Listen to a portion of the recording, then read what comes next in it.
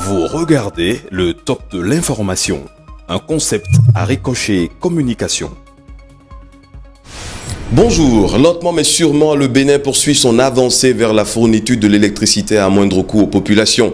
Dans ce cadre, la nation a suivi le conseil des ministres de ce mercredi 3 octobre 2018 et rapporte que le projet de décret portant réglementation de la promotion de l'électrification hors réseau a été adopté.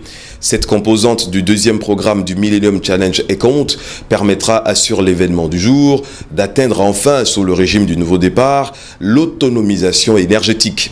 Un objectif noble qui s'ouvre aussi aux entreprises du secteur privé pour la production et la fourniture de l'énergie électrique aux populations, pour la plupart qui auront, publie Jakarta, plus de choix dans le service de fourniture de l'énergie électrique.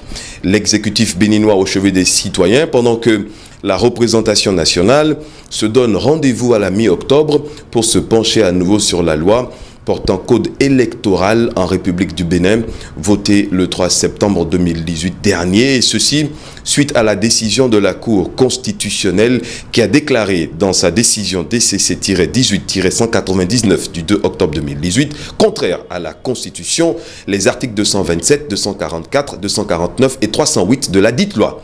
De sources concordantes, Fraternité affirme que les honorables se retrouveront au cours de la deuxième session ordinaire du Parlement qui s'ouvre dans la deuxième quinzaine du mois d'octobre, conformément aux dispositions de l'article 87 de la Constitution du 11 décembre 1990. Restons à Porto Novo avec la dépêche qui voit au sujet de la Cour de répression des infractions économiques et du terrorisme une collusion malsaine entre l'état de droit et la gouvernance du président Patrice Talon. Une cour qu'esquiverait le président d'honneur de l'Union sociale libérale, Sébastien Germain à Javon, écrit le matinal. Le président du patronat béninois, absent du territoire national, qui sera représenté à sa convocation à la Criette ce jour par un collège d'avocats français et béninois pour sa défense, au sujet d'une affaire qui n'aurait absolument rien à voir avec celle relative au dossier dit de cocaïne, souffle béninois libéré.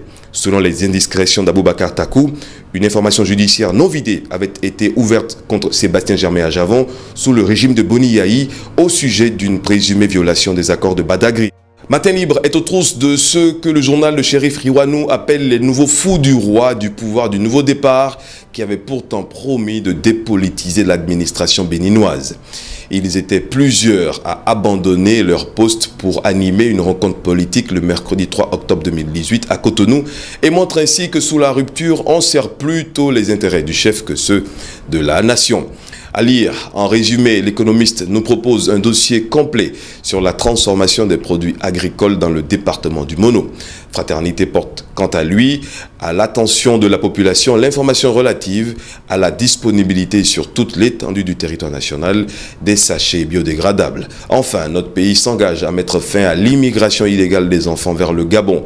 Un accord de coopération a été signé à cet effet entre les États du Bénin et du Gabon. Bonne journée.